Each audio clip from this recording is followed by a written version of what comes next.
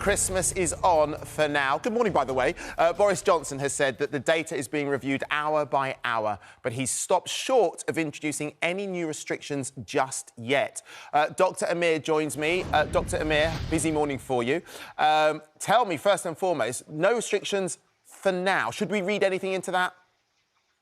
Morning, Andy. Yeah, we were all braced for an announcement yesterday after Boris Johnson went into his cabinet meeting for 2 hours, but he emerged with no new news, really. He said we need to keep on boosting. We've got to be cautious over the run-up to Christmas. That's this week. And he reserves the right to put in any emergency Christmas restrictions should he feel the need arises. He doesn't feel that is the case at the moment, despite there being almost 92,000 cases of coronavirus yesterday alone, our second highest number. Dr Amir, what was your reaction? Because you're on the front line every day. You see patients every day of differing degrees between being very ill or being mildly ill. What was your reaction to what the Prime Minister's decision is to do nothing for now?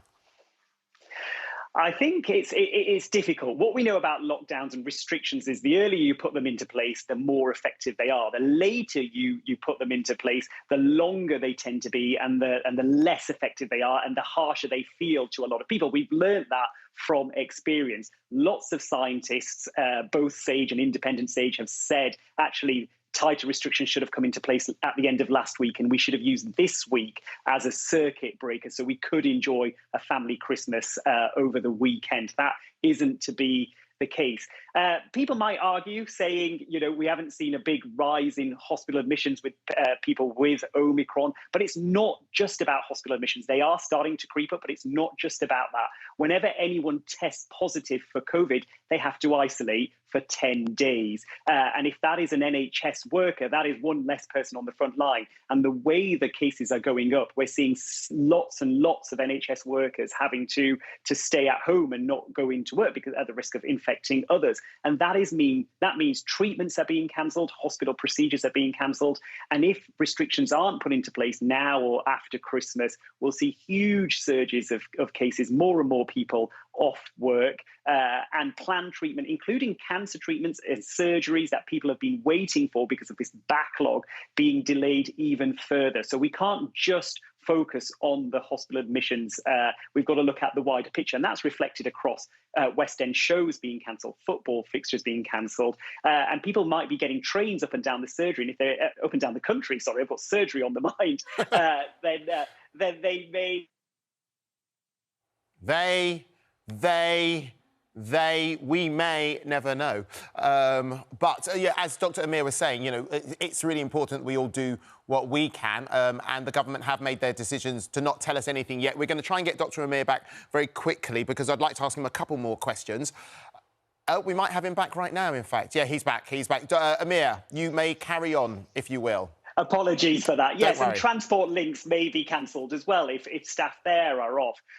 Hospitality need more clarity too, Andy. You know, if there are going to be restrictions put into place after Christmas, they need to know about it. Should they order drinks? Should they order food? And what support is going to be in place? I think the lack of clarity has got lots of people worried, and certainly just the average person. You know, you and I. You know, we want to know what we're doing next week. At the moment, it's all in limbo, and that is adding to our anxiety. So it'd be nice just to know, I think. Very quickly, Amir, we talk about, and we hear the term used a lot, circuit breaker.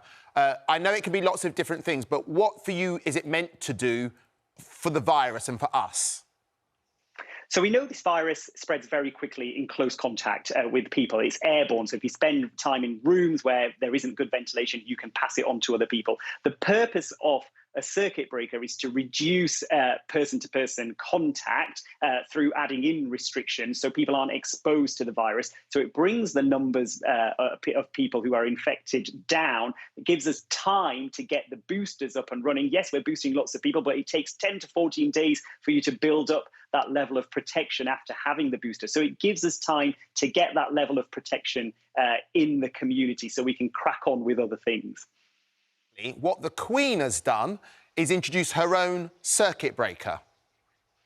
She has. Now, this is a good example of a leader leading. The Queen has cancelled her trip up to Sandringham, which she takes every year. It's her first Christmas without her her husband. She'll be alone, sadly, this Christmas time. She's staying in Windsor. She will have some family visiting her. We're not quite sure who, but it sends out a very clear message. You know, spend Christmas with the people that you need to spend Christmas with, just your loved ones, not anyone outside of that kind of bubble of people, and be as cautious as you can. I think it's a very good, clear message from a very experienced leader. I couldn't agree with you more. I think absolutely she is leading. And if we follow her example, hopefully we'll all be a little bit safer. Yesterday, you talked about, you know, when we are going to see our families, lateral flow tests, and discussing it with a lot of my friends yesterday. You're saying what we should really do is take that lateral flow test an hour before we go and see our friends and family, not sort of the night before, because, of course, there is that gesticulation period for the virus in your body. That's absolutely right. These lateral flow tests, there was a study done, a review of 64 studies in the Cochrane review.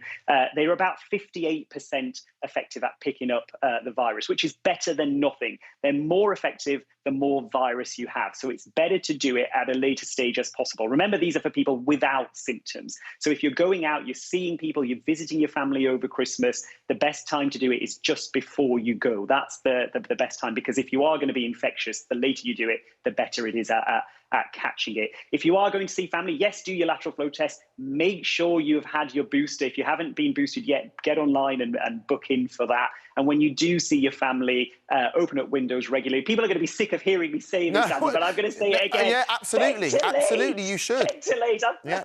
Ventilate your house. Keep windows open. And after Christmas lunch, when you're all feeling a bit full, get outside and go for a walk. It's a nice way to kind of aerate your cells and keep the windows open. And yeah, just get outside if you can. It's safer outdoors than indoors. I appreciate it's cold. You can't do it all the time, but where you can, please do. Do you know what, Amir? You can't say it often enough. Something I want you to repeat just very quickly one more time. Cold versus COVID. If I think I've got a cold, I need to prove it's not COVID, and then I go about my business.